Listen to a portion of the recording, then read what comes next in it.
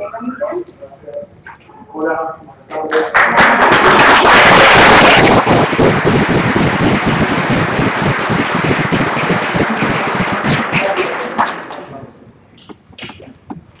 Si creen que les vamos a necesitar un micrófono, levantan la mano y lo paso. Esto es así, uno para cada uno. Vamos usando este. No, mano, sí. ¿Quién pregunta primero? ¿Alguna pregunta? ¿Otra mano? Bueno, bienvenidos a todos. Muchas gracias por estar acá. Realmente. Muchas gracias. ¿Quiénes vieron la película?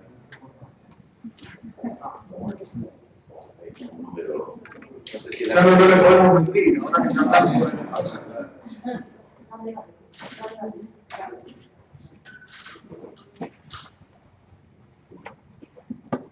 Bueno, estamos. Hola, buenas tardes a todos. Bueno, en primer lugar, una pregunta para Damián. Teniendo en cuenta la realidad del cine actual en el mundo, la cantidad de espectadores que cada vez es más baja y que se necesita películas con muchos efectos especiales para poder llenar las salas, si tu idea al momento de concebir esta película fue realmente así, un alto impacto, buscar un elenco de actores súper reconocidos y además muy prestigioso, esta cadena de productores que se fue dando, o sea, si para que el cine argentino realmente tenga un espacio en el mercado del cine, tiene que estar así con los tacones de punta, los tacones de punta, con una buena historia. Ese es otro tema que no podemos tocar. Pero tiene que ir así, de frente con una buena historia, más que con mucha otra parte. No pienso que todo eso es necesario para que a una película le vaya bien. Pienso que lo esencial que tiene que tener una película es una buena historia, es tener contenido, y pienso que las ideas desarrolladas de una forma, desarrolladas con lucidez, se abren caminos solas. O sea, que hay que hacer muy poco. Una vez que hay una idea fuerte, es natural que eso capture la atención de gente que pueden ser actores más o menos famosos, pero creo que a los actores de gran trayectoria, de gran talento, como Cali y el resto del elenco que está en la película, les atrae particularmente las buenas ideas, o sea, hay gente que quiere participar de proyectos que tengan sentido, que para quienes lo llevan adelante tengan sentido. Entonces, bueno, se van empezando de alguna forma a congregar en torno a un vehículo que genera expectativas y que genera deseo. Pero creería en este caso, ojalá lo pueda explicar mejor, que fue el guión el que empezó a abrir las puertas incluso para mí. Es decir, tengo otros guiones que no encontraron tan rápidamente su esquema de producción como este. Este rápidamente capturó la atención de la gente que estuvo involucrada. Bueno, muchas gracias. Y ahora para Oscar, una pregunta en cuanto a tu personaje dentro de la película. A mi juicio creo que es la historia más cruda, más realista, y bueno, ¿qué desafío implicó ese personaje con un problema ético y social muy fuerte? En primer lugar, afortunadamente me está ocurriendo con la gente que ve la película, por lo menos con el periodismo, porque me lo refieren al hacerme preguntas, es que se note que no es un hombre inescrupuloso. Estaba implícito en lo que vos decías. Es decir, para Damián era muy importante no estigmatizar al personaje como un hombre acostumbrado a comprar todo con dinero, ¿no? Sino que le cuesta llevar a cabo esto. Esto es muy importante, porque si el personaje es un villano, uno se distancia, no se identifica. Es un HDP, entonces no produce la identificación que produce, que es un hombre, que es un padre, que es un hombre decente, pero que cuenta con los recursos que no todos contamos, como para, en un caso de extrema necesidad como esta, salvar a su familia de una catástrofe grupal, digamos, ¿no? No solo a su hijo, que como el propio personaje dice, no podría soportar 3 meses en la cárcel, basta verlo 2 minutos, sino su propia esposa y él mismo. Aparte de ser un hombre con cierta notoriedad, digamos, no es un NN, no es un artista de cine, pero es un empresario reconocido, con mucha trayectoria, con prestigio social. También está el hecho de que eso puede llegar a ser utilizado, digamos, porque va a tener difusión en los medios, un hijo de este hombre. Entonces, bueno, eso y tratándose de que no está, me parece muy inteligente el guión que escribió Damián en todas las historias, pero en esta particularmente, porque el hecho de que él no está salvando a un hijo de cometer un crimen de lesa humanidad. El chico no estaba corriendo picadas. Tuvo una fatalidad como le puede ocurrir a cualquiera. Entonces él, bueno, como todo padre, quiere ver si puede salvar a su hijo. Y creo que eso produce mucha identificación, porque cualquiera se puede poner en la piel de ese hombre. Todos como padres, yo que soy padre, 4 hijas, uno inevitablemente alguna vez ha fantaseado en caso de una fatalidad de cualquier orden, de este tipo o de otro, qué le pasaría a uno, cómo reaccionaría a uno, porque son temores que todos tenemos. Entonces, bueno, el desafío era estar a la altura de lo que Damián escribió con tanta perfección, porque el guión es maravilloso y mi historia particularmente me gustó mucho cuando la leí. Y estar a la altura de lo que Damián imaginó y quería. Pero no es difícil porque el guión es, por eso pasa lo que decía Damián, el guión es lo primero que a uno lo convoca, lo primero que a uno lo involucra. Digamos, yo leí el guión y me sentí adentro automáticamente. Y después porque, bueno, sabía que iba a trabajar con un gran director, después yo nunca había trabajado con Damián, pero realmente tiene muy claro qué es lo que quiere, y tiene además la facultad de comunicarlo con mucha claridad. Y trabaja en un clima muy gozoso, muy de diversión, de juego, él se divierte con un chico, y eso es muy contagioso. Y además en un clima muy afable, y sabiendo también que formaba parte de un colectivo con colegas brillantes, así que el desafío era ese, estar a la altura de lo que Damián había soñado y dejarme guiar por él, digamos, para poder hacer lo que él imaginaba. ¿Cómo no? No, que en mi mirada del personaje, digamos, como la gran diferencia entre un director y un actor es que uno lo puede ver desde afuera y al mismo tiempo desde adentro, y el actor lo ve desde adentro, el personaje lo vive, lo transita, lo experimenta, están pasando cosas muy extrañas. Entonces, en mi mirada del personaje, para mí es tremendo el personaje que interpreta él. Me interesaba mucho que él no lo interpretara, o que él no lo juzgara al personaje, digamos, y que no actuara el villano de la película o el tipo inescrupuloso. Entonces, por ejemplo, las primeras escenas, digamos, mucho que hablamos apenas llegó a la filmación, bueno, sos un padre, tenés recursos, no haces todo lo que está a tu alcance para evitar que tu hijo vaya a una cárcel en Argentina hoy, no lo haces, y por eso vos ves la cara de él que está desfigurada en todas las primeras, o sea, brindó una actuación que para mí es extraordinaria y que está relacionada directamente con transitarlo en primera persona y no en tercera persona. Pero creo que la historia sí toma un poco de distancia de ese personaje, y al mismo tiempo algo que él dice que es totalmente cierto, que es que el cine logra que vos te identifiques aún con gente que en el fondo rechazás. Cuando uno ve Psicosis y hay un asesino, no vamos a mirar el final de Psicosis para los que no vieron Psicosis, pero vos pensás que ese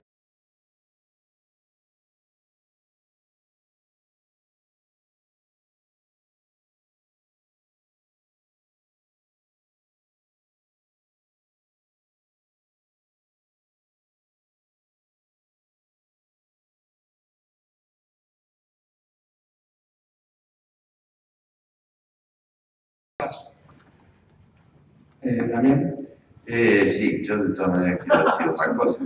No lo voy a contradecir al autor. fue la única pregunta que se va a hacer en esta conferencia. No.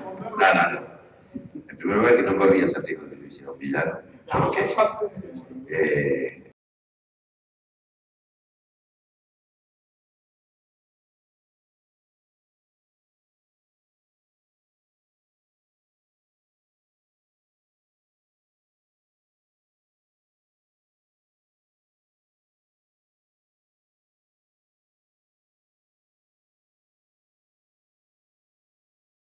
matar a personas, porque entonces yo estaría haciendo mal mi trabajo. Creo que es un hombre que no es un inescrupuloso. Eso es lo interesante. Bueno, en una situación tan comprometida, ¿qué haría yo? Y yo haría lo que hace el Señor, si pudiera. No tengo duda, como dice. Antes de mandar a un hijo a una cárcel, en la Argentina, para mayoría, yo hago eso, sí puedo. Por supuesto que eso es una transgresión que desde el punto de vista moral me costaría, pero más me cuesta lo otro. Que si también moralmente me costaría no poder salvar a un hijo con los medios para hacerlo en la Argentina y mandarlo a la cárcel por mi afán de justicia. Por eso digo, el personaje del chico es un chico que no es que está alcoholizado, ni, bueno, no se lo ve muy alcoholizado en la película, pero digamos, no viene de correr una picada, a eso me refiero. Le puede ocurrir a cualquiera que atropella a alguien. Lo que no le ocurre a cualquiera es que sale corriendo. Él no se detiene, eso sí es grave. Pero también es verdad que es un chico que es decir, huye despavorido porque se abatata con la situación, no puede hacerse cargo de eso. Imagínense si se va a hacer cargo del preso. Pero bueno, no importa, no vamos a seguir discutiendo porque finalmente nos vamos a pelear, Damián y yo. Lo que sí tiene un buen abogado, o un abogado que hace todo lo que... El abogado forma parte de los recursos que tiene una persona poderosa. El otro día me decían, ¿usted cree que hay una justicia para pobres y una justicia para ricos? Es una obviedad que eso es así. Claro. Por el simple hecho de que un rico puede pagar un equipo de abogados que un pobre no puede pagar. Al menos de que va a tener otro trato, de que lo van a tratar mejor. Sí, pero la calaña de abogados puede ser también para obvio, pobre que para... Hay abogados penalistas que son hoy notorios, que van a la televisión y que defienden personas que no dicen, pero este tiene el tupé de... Y son figuras, salen a la tapa de las revistas y que yo cuánto, y uno sabe que cobran fortunas, y en realidad son apologistas del delito, porque defienden gente indefendible. Otra que este chico. Bueno, eso lo puede pagar alguien que tiene mucho dinero. Si no, ¿quién te defiende? Este hombre tiene esa posibilidad. También quería preguntarte, como director de cine, ¿qué ventajas tuvo hacer una película que relate situaciones que nos pueden pasar a cualquiera de nosotros? Muchas, a mí ese es un tipo de película que me gusta particularmente, donde el héroe es imprevisible, o donde los que se defienden de la agresión son gente cercana. Siempre me gustan más esas que aquellas en las que el héroe ya es un policía. Me gusta más el tipo común que se ve envuelto en una situación extraordinaria. Esa figura siempre me atrae. Y creo que en este caso se trataba de tomar conflictos cotidianos, conflictos en muchas ocasiones urbanos, pero bueno, de situaciones de personajes más bien cercanos, y trasladarlos al universo de la imaginación, de la fantasía, y en ese terreno jugar con lo que podría pasar. Así que bueno, fue nada, una fuente de libertad permanente en materia de imaginación. Buenas, Damián, acá. Sí. Soy Alejandro, de Radio Libertador, la radio pública. ¿Qué tal? Mucho gusto, bienvenido a Mendoza. Hola, Oscar. Hola. Bueno, la pregunta precisamente es, Mendoza siempre inspiró a historias, a muchos directores y autores de libros para hacer, digamos, una película, una novela. ¿No te inspira Mendoza precisamente a hacer un relato salvaje 2? Hoy me contaron uno de un intendente que entró con un auto dentro de un canal de televisión, que entraba y salía, entraba y salía. Pareció como una gran imagen. Y el canal en otro lugar. Y a otro lugar también, sí. No, estoy seguro de que es una gran fuente de inspiración. Acabamos de llegar y ya tendremos que recorrer los viñedos y ahí la inspiración va a crecer exponencialmente. Pero sí, es una provincia fantástica, maravillosa. Estuvimos muy cerca de venir a rodar acá el episodio que protagoniza Leo Alvarado, que finalmente se rodó en Salta, pero hicimos un scouting en Mendoza y había muchas rutas que teníamos así preseleccionadas antes de decidir rodar allá. Bueno, te dejo la inquietud. Sí, encantado de venir a filmar acá. Me encantaría. Sí. También, sí. ¿Cómo le va? Acá, buenas tardes. Rosy Salazar, del Diario de Cuyo. Usted dice que hizo 14 mejor dicho, que tenía 20 relatos. Ocupó solamente 8. ¿Con el resto qué va a hacer? No, son 6 y finalmente, esa cantidad de relatos no respondían al mismo patrón que estos que finalmente integran este volumen. Estos son los salvajes. Me quedaron como un par de salvajes más, pero no todos esos que... Y esto estaba pensado para televisión, me parece. No, tampoco es exactamente así. Sí que no tenía claro para dónde, digamos, qué iba a hacer con este material. Básicamente estaba desarrollando otras películas, un par de largometrajes, un proyecto de ciencia ficción, una historia de amor que se llama La pareja perfecta y un western. Y mientras tanto se me iban ocurriendo más historias, más conflictos, que trataba de comprimirlos para que no se convirtieran en futuros largometrajes y terminaran por ahogarme. Me acuerdo que se me aparecía la imagen por la noche, me iba a dormir con tantas historias en danza, y se me aparecía la imagen de la tiendita del horror, esa película en la que una planta crece exponencialmente y termina ahogando a su dueño. Así que bueno, trataba justamente de comprimirlos. Y el resultado fueron una serie de historias muy potentes que me expresaban, que me daban mucha libertad como autor, porque en el lapso de por ahí 2 o 3 noches terminaba una. Y eran verdaderamente situaciones que yo llevaba al extremo, tal como se ve en la película, pero no tenía la presión ni de terminarla, ni de filmar una película, ni de filmar una serie, no sabía qué eran. En principio eran cuentos, yo los llamaba cuentos cinematográficos, porque eran cuentos, pero que yo quería que estén en una pantalla, no en un libro. Incluso me habían ofrecido publicar una novela o escribir algo para publicar dentro de literatura, y definitivamente no es el medio natural. Digamos, yo pienso más en imágenes, pienso con música, pienso con actores, con una vitalidad que sé cómo lograrla a través del cine, o trato de lograrla a través del cine, así que no sabía qué iba a hacer. Y finalmente cuando, bueno, ya te digo, apareció uno, apareció otro, y lo junté, surgió el título. No había que explicar mucho más, eran relatos salvajes, me parece que esa era toda la unidad que este material necesitaba. Está dada por el título y quizá por la secuencia de títulos, por la secuencia de créditos.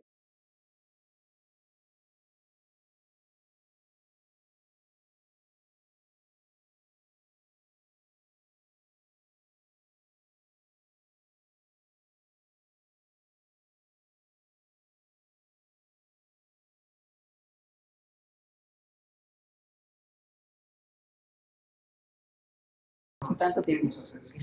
Pregunto, cuando elegís a tu equipo de trabajo, a los actores, ¿te guías por casting o en el caso como de Oscar, la trayectoria que él y todos los demás tienen? Mira, a Oscar le hicimos un casting, no nos cerró, le hicimos otro, mejoró un poco, le hicimos un tercer casting y bueno, ya vimos que era un actor con futuro. No, digamos que la película tiene un director de casting que incluso está presente, si lo quieren ver, miren, y fotografiar. Sí, ¿dónde está? Javier Bryan. Tiene otro equipo de casting que también se fue sumando, y obviamente con los productores de la película, Hugo Sigman, Matías Mosterín, Pedro Almodóvar, Agustín Almodóvar. Hablamos muchísimo de quiénes iban a protagonizar este material. Había una serie de nombres con los que yo tenía muchas ganas de trabajar. Oscar es uno de ellos, con Ricardo tenía muchas ganas de trabajar. A Erika la conocía, habíamos filmado un piloto hace varios años, tenía ganas de que estuviera en el proyecto. Y te diría que todos, ¿no? con Julieta Silva, con Rita, con todos teníamos mucha ganas. A Leo lo había ido a ver una obra de teatro y también veía con un actor que estaba para hacer algo de la naturaleza del episodio que protagoniza él. Entonces después se trató durante unos primeros meses de trabajo de encontrar cuál era la historia adecuada para cada uno de estos actores. En más de una oportunidad, por ejemplo en el caso de Oscar, en el caso de Ricardo, les di a leer 2 historias que yo sentía que podían interpretar perfectamente bien y escuchar la devolución de ellos, de con cuál se sentían más cómodos.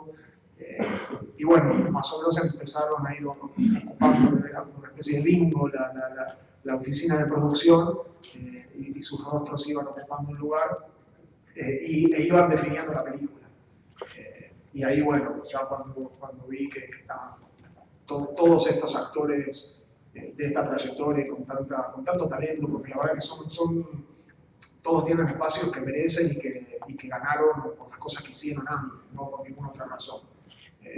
son grandes actores y te das cuenta del minuto cero en cómo te llaman para decirte cuál fue la lectura del guión que hicieron, o cómo dan un apoyo inmediato a un proyecto, cómo tienen ganas les gusta trabajar, les gusta hacer muchas tomas, disfrutan verdaderamente de la actuación. Entonces eso, nada, la verdad que fue un placer. Damián, Sí. a tu derecha. Sí, señor. Darío del Oro de Radio La Red. Decías hace un momento que el guión se abrió camino por sí solo, por su propio peso, quizás porque mucha gente se ve reflejada por el simple hecho que son situaciones de la vida cotidiana. Por esa misma razón, ¿pensaste en llevarlo a la televisión, por ejemplo? ¿Después de hacer una película o antes de eso? Puedes sacarle jugo a la película. Convertirlo a partir de ahora. No, creo que fantaseé en algún momento con una secuela cuyo título era Más relatos, más salvajes. Era una alternativa, digamos. Pero también pienso en hacer otros volúmenes de cuentos, digamos, me parece que es un vehículo que me atrae. Pero, por ejemplo, podrían ser historias de amor o relatos hay algunos de delitos, de robos inteligentes que también me han dado ganas de llevar a la pantalla como distintos vehículos narrativos, pero no es algo que sea urgente para mí y más bien te diría que en el inmediato aparecen otro tipo de proyectos de mayor duración. No, por costoso no, pero por nada, tengo y ahora tengo ganas de ir por otra búsqueda, digamos, pero se podría convertir. A mí me gustan juntos, te soy sincero, digamos, cuando uno piensa en, bueno, podría ser una serie de televisión y un episodio cada noche, o en algún momento pensé, bueno, un episodio antes de un largometraje, decir, bueno, junto estos cuentos y filmo películas y antes de cada película incluyo un cuento.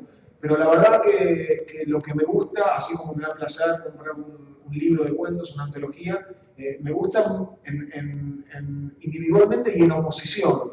El conjunto, la variación, incluso me hacía ese dibujo yo mientras estaba trabajando en guión, en donde tenía una especie de cuadro donde veía los escenarios de todos los relatos, donde dibujaba la ruta y el auto que iba a la ruta, en el fondo veía la gran ciudad y una explosión en la gran ciudad, y al costado un parador de mala muerte, que dibujaba la lluvia, una noche de tormenta, un casamiento, y un espacio reducido como el de un avión, y eso que remite a las cosas, digamos, que quizás uno leía de chico, que tenía esa variación, siento que es una fortaleza del proyecto. Esa especie de ruta que va pasando por distintos pueblitos y vas observando historias distintas, me dan placer en conjunto. Perdón, ¿y Oscar aceptaría una propuesta para hacerlo en televisión? Con Damián acepto cualquier propuesta. ¿Cualquiera? Ojo. Estamos hablando de trabajo. No voy a convertir en otro estatura. Pero creo que a todos los actores que trabajamos en la película, porque lo que hemos hablado con todos, nos pasa eso. Se produjo un fenómeno que sería hermoso que se diera siempre, pero que no se da siempre. Aún trabajando con gente con la que uno le gusta trabajar, trabajando con buenos directores, con buenos guiones. Aquí hay algo que se dio entre él y nosotros que hace que todos tengamos ganas de que el próximo proyecto sea con él. A mí me pasa eso, si él ahora me dice, mira, tengo 5 películas de aquí a 6 años, me gustaría que esté, le digo, filmemos ahora. Yo lo haría, de verdad, lo digo de verdad. Pero creo que lo hago yo, que lo hace Ricardo, que lo hace Leo, que lo hace Darío, que lo hace Erika, que lo hacemos todos. Porque trabajamos en condiciones muy ideales, muy soñadas, digamos, ¿no? Con un gran respaldo por parte de Damián. Lo haría yo también, la verdad estamos contentos con el trabajo. Así que sí, por supuesto lo haría. Me encantaría hacer televisión con Damián. Ojalá a la televisión le guste que Damián vuelva y ojalá todo lo que a él, todo lo que tiene en la cabeza y todo lo que le va a surgir a partir de aquí le permita volver a la televisión. Ojalá. Esbaraglia dijo que Damián le permitió meter una frase, creo, pero nada más. ¿Le permitió a usted salirse al guión o sugerencias? No, Damián es muy particular. ¿Obsesivo tal vez? No, quiero decir, no es frecuente que un tipo tenga la cantidad de proyectos que tiene en la cabeza, que haya escrito 5 guiones, que las referencias que tengo a alguien que alguno que lo conoce, otro que es uno mejor que otro, no es frecuente, digamos, tiene una enorme creatividad. Tuve 9 años sin filmar. Bueno, está bien, no todos en 9 años tienen 5 años. Y él sabe muy bien lo que quiere y lo comunica con muchísima claridad. Pero lo primero que hizo en esa reunión, primera, cuando entregó el guión, que me dijo que importaba mucho la devolución que yo le hiciera.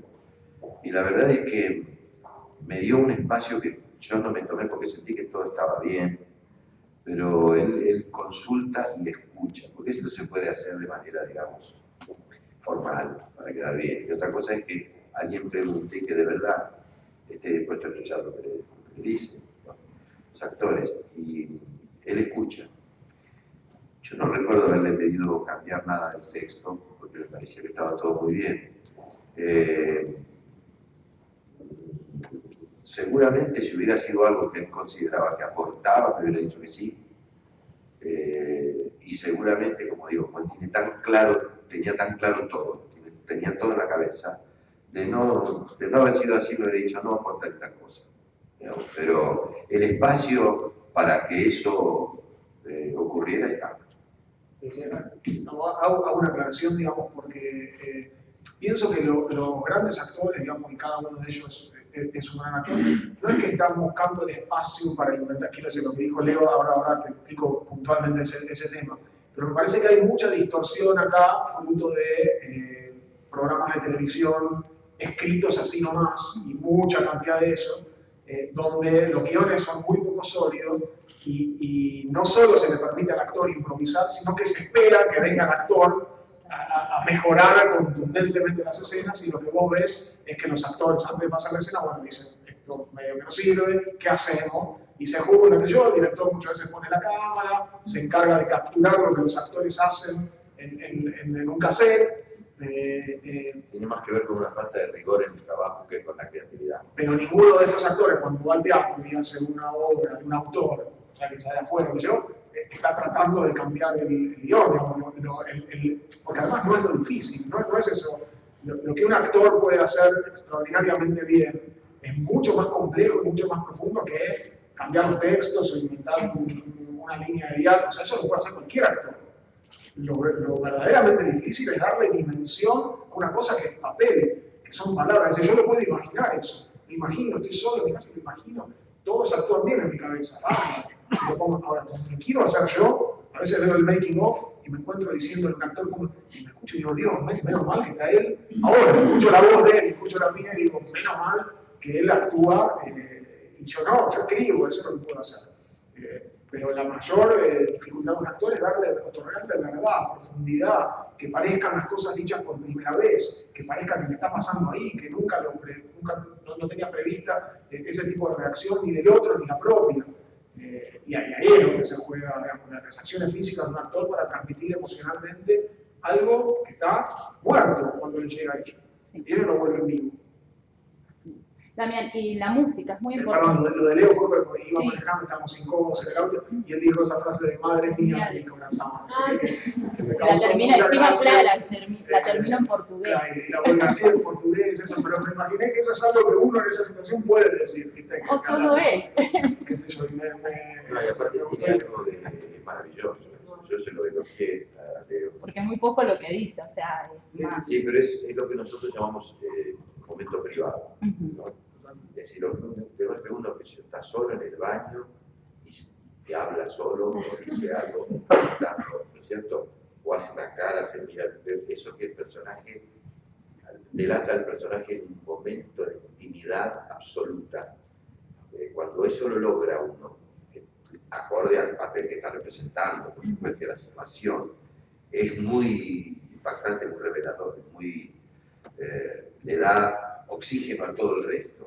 Y a mí me pareció fantástico eso de Leo, porque es verdad que luego el tipo se relaja y se manda eso que si hay alguien no lo dice, ¿no?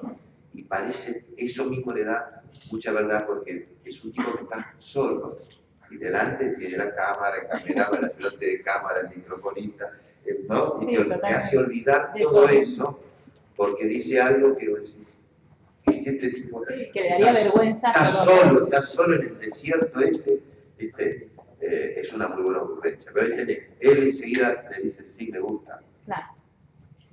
No, Damián, en la música me parece que es muy importante, completa las escenas, o sea, la elegís vos, cómo es el tema, porque realmente me parece que fue un papel muy importante. Pues tenemos un músico genial que es Santolaya, Gustavo Santolaya, bueno, que él compuso toda lo que es la música incidental que se produjo para la película. Yo elegí, sí, las canciones que son las que va manejando, claro, el Doctor Socolini. ¿Cómo se te ocurrió? ¿Cómo llegaste a esa canción para esa escena? Porque después uno termina de verla y te dice, y pensás, es la mejor. Un estudio fotográfico, que fueron fotos individuales, y yo después llamaron esto. Él musicalizó la jornada, es espectacular la música, es muy bueno musicalizar. Me gusta mucho la música y obviamente tengo mi corazón en la infancia, la época añorada son los 80, ¿sí? Entonces cada tanto escucho esas cosas, tengo ahí en el iPod canciones de programas de televisión, todo lo que me retrotrae a mi infancia me gusta, me divierte, me emociona, te digo. Entonces tengo la de Carlos Arizota, la de Socolini. No, sino cordialmente, esa cordialmente. Estas son las canciones que me... Sí, por favor. Es fantástico. Acá, obviamente, causa gracia, porque casi todo el mundo se acuerda. En Cannes, nadie vio el programa. Cuando entró ese tema, 1.700 personas se rieron al unísono. Eso es lo brillante, digamos, que independientemente de la connotación que la significación que tiene para nosotros, es una música que va totalmente a contrapelo de lo que está pasando ahí. Esa es la máxima tensión versus la máxima ternura, y que es más o menos, claro, como una voz interna de uno que se dice, bueno, calmate, pagá, ahora no reaccionés. Y eso está expresado en ese punto por la canción, que era perfecta. Sí, apenas estaba en la isla de edición a la noche un día, digo, ahora voy a probar esto, y ya pegué 2 planos con esa música, con esa cadencia, y nada, él pagando en cámara lenta, qué sé yo, sí, era la canción para esa escena. Sí, yo lo pensé como un elemento que rompe, digamos, el momento de tensión, lo mismo cuando en la escena de Baraglia, que salte el disco ahí. Cuando están peleando. Claro, cuando están peleando. Entonces lo pensé como la música como un elemento que rompe esa tensión y largamos todos la carcajada, más allá que, como dicen ustedes, eso con Linky, lo del programa de televisión y todos nos reímos porque nos hace acordar a eso, pero que es genial que eso ocurra igual en Cannes. Sí, se rió todo el mundo. Sí, porque tiene un corito de mujeres que repite a un bebé. Miel derramada, una cosa insoportable de melosa, y en ese momento causa mucha gracia. O bueno, la música clásica, en tu escena, por ejemplo, cuando te encerrás y parece que eso es lo que va a aturdir y no te va a dejar pensar. Tenemos una última preguntita por acá. Soy Jimena, de Radio Red 101, la pregunta es para vos, Damián, y son varias en una. ¿Cómo se llega a la productora de Almodóvar? ¿Qué fue lo que más le gustó del proyecto? No sé si a Pedro, su hermano, o quién se encarga de ver los guiones. Y por último, si crees que Almodóvar tiene algo especial con los jóvenes cineastas argentinos. La conexión con Almodóvar viene porque ellos vieron Tiempo de Valientes en España cuando se estrenó y les gustó mucho. Entonces me llamaron y me comunicaron lo que les había pasado viendo la película, que les había encantado. Son muy cinéfilos los dos, más allá del cine que hacen, aman el cine, ven películas todo el tiempo, de todas las latitudes, gente que sabe realmente muchísimo. Entonces después vino Agustín Almodóvar, viajó a Buenos Aires, me llamó, fuimos a comer, entablamos una buena relación, yo también les profesé mi admiración y sobre todo por el trabajo, digamos, más allá del trabajo de Pedro, por el trabajo de la compañía, produciendo algo, la primera película de Guillermo del Toro, la primera película de Alex de la Iglesia. O sea que ellos te buscan a vos. A ellos les gustó, sí. Y yo soy admirador del trabajo que hicieron. Creo que pocos directores pueden escribir una obra tan compacta y tan consistente como lo de Pedro. Es decir, existe el universo de Almodóvar, es un mundo en sí mismo. no hay tanto directores, sí, lo que Woody Allen, quizás un poco Spielberg, calculo que tiene como un afiche. Sí, pero hay muchas que son más diferentes. El de él es exacto. Los felinescos.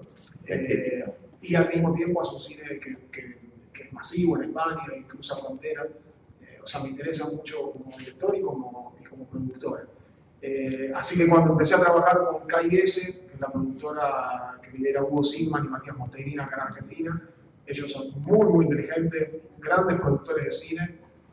Me veo en la necesidad de hablar de ellos y señalarlos, porque a veces el nombre de Pedro es como que es tan importante a nivel mundial en materia de cine que, bueno, que quedan un poco desdibujados gente que fue fundamental en este proyecto de cabo a rabo. Así que cuando empezamos a conocer el proyecto, se lo mandamos al Deseo e inmediatamente vino así un nivel de aceptación y ganas, deseo muy grande de parte de ellos. Fue muy rápido el proyecto. Incluso yo iba a filmar otra película que tuve una complicación por las fechas de uno de los actores y medio como que no empezaba a cuajar en materia de cronograma. Y dijimos, bueno, hagamos Relatos Salvajes antes. Y sí, se podrá organizar.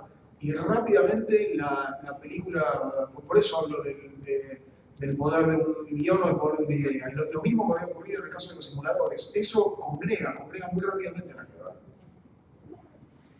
Chicos, disculpen, les quiero comentar lo siguiente. En 10 minutos tienen que partir. Si seguimos con las preguntas, no vamos a tener 2 minutitos para que todos los medios le pongan el micrófono. Cortamos acá y hacemos eso. Yo quería hacer una última pregunta. Y hacemos las 3 preguntas y terminamos. Hacemos las 3 preguntas y terminamos porque si no, pierden el vuelo. Trataré de ser breve, cosa que no me sale. Gracias. Hola, Oscar Perén, estudio Cooperativa Radio, la COPTV y Ciudadano Diario. Me gustaría que enfocáramos la peli desde el lado del punto social, porque lo que me sorprendió, solo tuve la oportunidad de verla, era esto de también identificar a gente que no era de este país. Entonces, me preguntaba si tenía que ver con hechos sociales que se dan en cualquier sociedad, más allá de cómo se construye lo económico o lo cultural, o si tiene que ver con la formación individual de cada sujeto que frente a una determinada situación respondería de todas maneras igual en cualquier lugar del mundo. Digo porque por el personaje que contaba Oscar, él se ve obligado a hacer algo que muchos hacen en forma muy experta todos los días, y ahí lo pone en una situación de hacer lo mismo, pero desde la experiencia.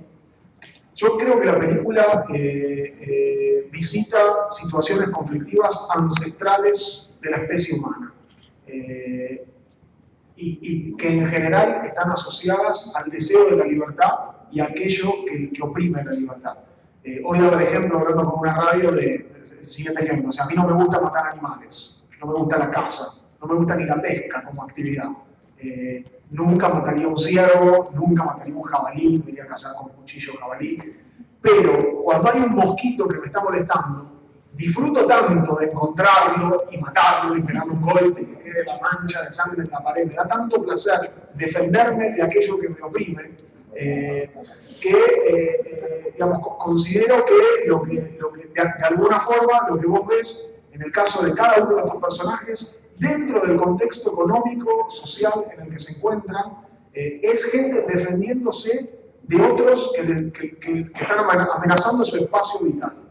En el caso de Oscar es durante la negociación, en el momento en el que Oscar pierde el control, sin adelantarlo en las crónicas, es cuando, bueno, ya, es decir, el contexto, lo que le pasa al hijo, el drama, la muerte, la corrupción, todo eso es el escenario en el que transcurre la historia. Pero el verdadero conflicto y la forma en la que se opone al conflicto es cuando ya hay un fiscal, un abogado, todo el mundo quiere su tajada, todo el mundo está aprovechando esta tragedia y en un momento se ve víctima de eso y le corta el chorro a todo el mundo. El deseo de liberación de Erika, del personaje de Erika, es algo que cruza fronteras, porque, bueno, está hablando de una mujer despechada, una mujer engañada, una mujer traicionada, que durante la noche más importante de su vida, respecto de la que tiene una exigencia enorme, y fue a la cama solar, y muchas cosas que hablamos con los actores en el momento y se peinó durante horas, y eligió el vestido, y eligió el mantel, y eligió qué come cada invitado, etcétera, etcétera. Bueno, descubre que su marido, digamos, la traicionó. Bueno, la reacción a eso me parece que se conecta con un deseo o en términos de emociones, con características de la mujer en general, digamos, independientemente de qué país vienen. Y por otro lado, no es que culturalmente y económicamente los países del mundo son tan distintos entre sí. ¿Viste? McDonald's hay en todos lados, Starbucks Café hay en todos lados, bancos hay en todos lados, tránsito hay en todos lados, los autos son iguales los que se venden en cada país. La moneda todas refieren a cuánto vale el dólar o cuánto vale el euro, y eso a nivel transnacional. Entonces, yo creo que si vos sos genuino a la hora de representar a una sociedad, o de narrar a tus personajes, o de construir una situación conflictiva, necesariamente eso cruza el océano, trasciende la frontera, las limitaciones de los países. Y es comprensible en todo el mundo. Y eso además es algo que el cine como fenómeno tiene, y a mí me encanta cuando eso sucede, que es que nos vuelve conscientes de nuestras similitudes. Porque todos creemos que somos muy diferentes. Sin embargo, una sala llena que se ríe al mismo tiempo demuestra que tenemos muchas más cosas en común que aquellas que percibimos durante el día a día. Que cada uno está en su mundito, en su Facebook, en su canal, en su casa, organizando sus cosas. De pronto, cuando todos reaccionan igual ante algo, bueno, ahí aparece la unión de nosotros como pertenecientes a una misma especie. Damián, bueno, Oscar, buenas tardes, muy tarde de la Radio Mitre. La consulta es, sobre todo para Oscar, viendo que a Damián en su lado salvaje ya le dijo matar mosquitos.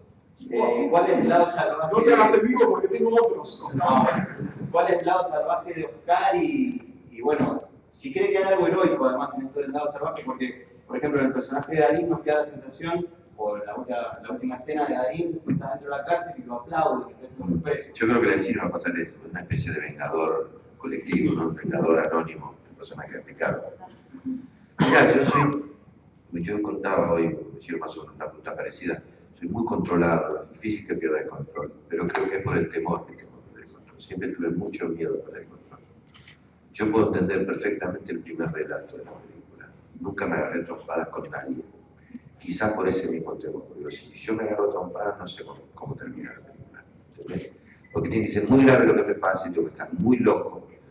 Por supuesto, como he vivido lo suficiente, he tenido situaciones de pareja, en la calle, donde uno dice, uy, la mataría, lo mataría. O el impulso es, absolutamente, nunca lo llevé a cabo, ni siquiera verbalmente, pero lo puedo entender perfectamente, lo puedo entender. Si yo no soy un tipo violento, porque le temo a mi violencia.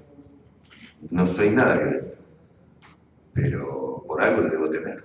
Es decir, porque soy bastante temperamental, porque soy egocéntrico, porque bueno, hay ciertas cosas que no puedo aceptar ni comprender. Yo el personaje de Erika lo comprendo perfectamente, no siendo mujer, lo entiendo perfectamente. Si bien me doy cuenta que es una locura y que lo que hace es desproporcionado en relación a que hay un momento que el chico le dice, para lo que viene la película, dice, ¿por qué te hice? No sé por qué. La reacción es desmedida. Bueno, pará, macho, no te cases con esta porque lo que te vas a tu casa, ¿no? También lo entiendo a él, pero entiendo que en esa situación que me daba él, bueno, el día teóricamente más importante de su vida, la fiesta con la que complace a sus padres, etcétera, etcétera, etcétera, el momento soñado y qué sé yo, que son todos mandatos que a lo mejor no es lo que ella hubiera elegido libremente hacer para sí. Verse expuesta a lo que se ve expuesta, sentirse vejada en su propia fiesta de consagración, le salta la térmica, le saltan los tapones, es un desastre. Y bueno, sí puede ocurrir. Y yo puedo entenderlo, quiere decir que me podría ocurrir. Por suerte nunca me ocurrió. Eso es lo peor de lo que le sucede. Lo peor que hay es fracasar en un camino que en el fondo no responde a un deseo genuino de uno. Porque si vos, digamos, tenés claridad con respecto a lo que querés y apostás a eso, y tratás de perseguirlo, conseguirlo, y te sale mal, bueno, estás orgulloso del intento. Ahora, cuando vos tenés una vida que no te gusta, un trabajo que no te interesa, que en el fondo no te da placer, no te da satisfacción, y invertís todo tu tiempo en eso, y después te echan, te querés matar, porque, es decir, perdiste tu tiempo, perdiste tu energía vital en algo que nunca te interesó. Y me parece que eso es algo que le pasa a ella. Yo creo que ella está, es decir, hacia el final del relato aparece una mujer mucho más verdadera que la que vimos al principio, que era más para los demás. Claro, estaba viviendo para la tía, para la mamá, mostrando la felicidad eterna, el trofeo, digamos, el marido como trofeo. No sé si estaba enamorada al principio. O sea, lo primero que dice es digamos, cambia después en el transcurso y me parece que aparece una persona muchísimo más interesante, siempre uno es más interesante siendo uno mismo que siendo el monigote que armó para defenderse de la agresión externa, del fracaso, etcétera, etcétera, etcétera. Bueno, yo soy padre de 4 hijas mujeres, por ejemplo, ¿no? Yo antes decía, uno piensa, alguna vez fantasea las fatalidades que puede pasarle a uno con los hijos. Todos los padres tememos esa situación. Por supuesto, hubo momentos en los que pensé, Dios mío, que si la violan algunos. Bueno, si yo presencio eso, vamos a suponer, entran tipo a mi casa, a robar y qué sé yo cuánto. Yo sé que aunque me maten, yo voy a intentar matarlo, pero no tengo ninguna duda. No me puedo quedar mirando eso, o diciendo, bueno, ya va a pasar y después hablamos. O si no pasa en mi presencia, pero puedo saber quiénes fueron. Y yo no sé, soy capaz de pisarlo con el auto. Esta es la verdad. Ahí me transformo en otra cosa. Yo no voy así por la vida, pero si me pasa eso, yo lo piso con el auto sin ningún remordimiento. Pero así, claro, sobre todo si sé que no voy en carro. Damián, quería saber cómo seguís después de esta película. Ya recién hablaste de que se tergiversaba un poco, sobre todo por la televisión, y lo que nos informamos, cuáles son tus proyectos. No, tengo varias cosas escritas, varios proyectos ya escritos y a raíz, la verdad, de lo que está sucediendo con la película, sobre todo, digamos, a partir del Festival de Cannes se vendió a muchísimos territorios, se va a estrenar ahora en una innumerable cantidad de países. Bueno, empecé a recibir también propuestas de hacer proyectos afuera que también me interesan, ya sea propios o dirigir guiones ajenos, norteamericanos mayormente, que durante los próximos meses voy a... Lo perdemos. ¿Y cómo sos? ¿De analizar las cosas o de más intuitivo? ¿Cómo te manejas de tu carrera? ¿De analizar, de ir lento, de...? No, me interesa hacer proyectos que me representan y que significan una evolución en materia de los temas que quiero expresar y de cómo los expreso. Pero bueno, me gustan muchas cosas, la verdad que me gusta, por ejemplo, hacer una película en estas condiciones, me encantaría, me interesa muchísimo hacer películas argentinas que de pronto tengan alcance mundial, eso es algo que no en absoluto me parece, me atrae mucho, pienso mucho en hacer eso. Me interesa la televisión, me interesa producir, hay algo en relación a proyectos internacionales que creo que me atrae más la idea de escribir para otros directores extranjeros que yo admiro que de ir a Estados Unidos a filmar. Eso, acabo de ser padre de mi segunda hija, me gusta vivir acá, al colegio acá, mi hija más grande, o sea, no es que con mucha facilidad hoy por hoy digo, sí, me voy a vivir a Los Ángeles, qué sé yo, no lo siento como algo así tan natural o que me atraiga tanto. Pero escribir un gran policial para dárselo a un director de lo que me gustaba cuando yo era chico, que todavía siguen filmando, eso claramente me gustaría. Claramente. Muchas gracias. Muchísimas gracias a todos. Muchas gracias a ustedes, ¿verdad? Muchas gracias. Gracias.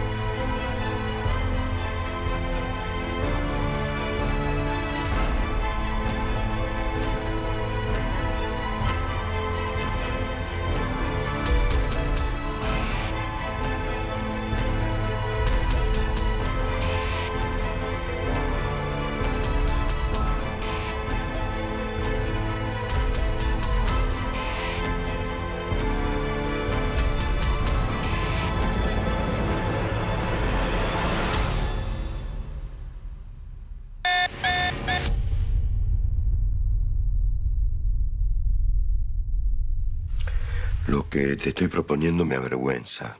Y mucho.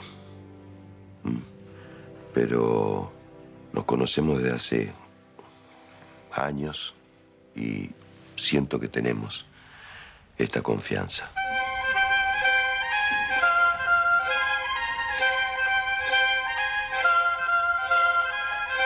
¿Trabajo o placer? Las dos cosas, espero. Dale, salame, móvete. ¿Qué te pasa, hermano? Buenas noches, ¿uno solo? Veo que sos buena para las matemáticas. El acta de infracción dice que el auto estaba mal estacionado y eso se considera prueba suficiente. Papá. Papá. ¿Qué pasó? ¿Cómo se llama esa chica de pelo largo? ¿Cuál? Tu compañera de trabajo. Por culpa de ese tipo se suicidó tu papá y lo único que se te ocurre es insultarlo. Te estoy diciendo que el cordón estaba sin pintar. ¿Sabés que sos un negro resentido? ¡Forro! No te puedo creer.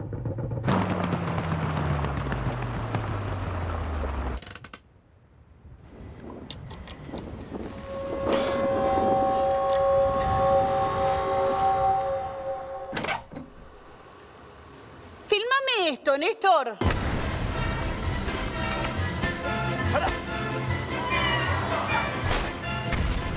¿Qué violencia? A ver. Yo estoy describiendo una realidad, ¿no? ¿Dónde está la violencia?